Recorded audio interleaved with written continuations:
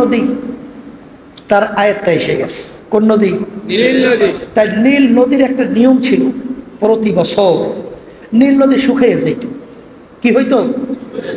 একটা যুবতী সুন্দরী মেয়েকে যদি নীল নদীর ভিতরে বলি দেওয়া হইতো জবাই, তাইলে আবার পানি জারি হইতো। আর ওই নীল নদীর পানি এত প্রয়োজন, ওই পানি খাইয়ে মানুষ বাঁচে, ওই পানি দিয়ে ফসল হয়, ফসল খাইয়ে মানুষ বাঁচে। কত বড় গুরুত্বপূর্ণ কথা, ঠিক না? ঠিক। এখন ওমর ফারুক রাদিয়াল্লাহু তাআলা তার শাসন পরিচালনায় নীল নদী যখন আসলো, নিয়ম অনুযায়ী নীল নদীর পানি শুকিয়ে গেছে। এখন নিয়ম কি? সুন্দরী যুবতী একটা মেয়েকে বলি দেওয়া লাগবে। ইসলামে জায়েজ আছে না? আর একটু আস্তে কর। তাইলে লক্ষ লক্ষ মানুষ যে মারা যায়, পানি দেখাই যে লক্ষ লক্ষ মানুষ মরবে, কি ওই পানি দিয়ে ফসল হয়, ফসল হবে না, সব মানুষ কি হবে? মারা যাবে। এখন আমাদের যুগ যদি হইতো, আল্লাহ মাফ করুক, কত ফতুয়া যে বের হইতো, মালিক ভালো জানে।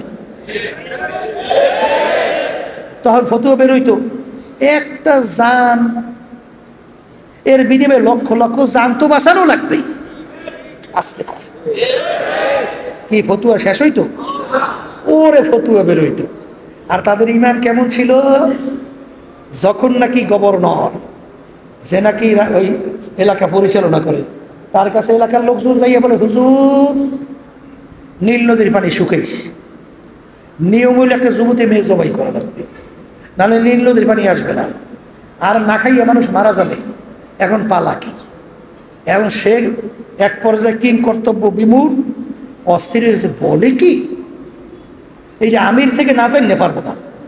এখন আমিরের কাছে সংবাদ পৌঁছেছে, আমির নীল নদীর পানি শুকাইছে, পানি খাইয়ে মানুষ বাঁচে, ফসল হয়, মানুষ বাঁচে। এখন কি করা? যুবতী একটা মেয়েকে তো সুন্দরী জবাই দেওয়া লাগবে। আমির বলে, বলো কি? কি বলো? হ্যাঁ, তাইলে নীল নদীর পানি আসা না আসা এই ক্ষমতা মেয়ে বলি দেওয়ার মধ্যে, তা আমার আল্লাহর ক্ষমতা কোথায়? আল্লাহু আকবার। তখন তিনি নীল নদীর কাছে চিঠি লেখে। কার কাছে? বলেন, মুখ খুলে বলেন। আমাদের যুগ হইল কি মন্তব্য হইতো, যে শুনছি আগে মুসলমান পাগলের দল, এদি আসলে বড় আচ্ছা পাগল। নদীর কাছে চিঠি লেখে। এখনো সুস্থ মানুষ পারে?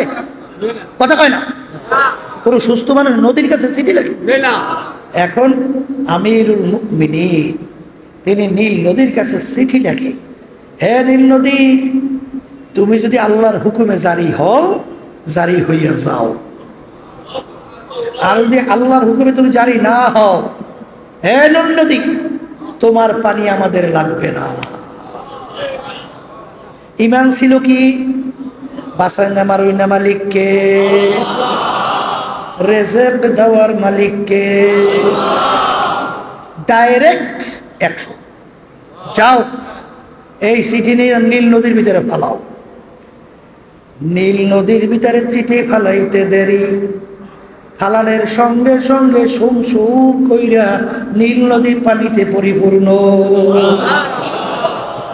ওই যে নীল নদী পানিতে ভরল, আজ পর্যন্ত আর নীল নদী শুকায় না। এর নাম হলো ঈমান। এর নাম কি? আমার আব্বাজান রহমাতুল্লাহি আলাইহি, ফজলুল করিম রহমাতুল্লাহি আলাইহি চরমনার জমি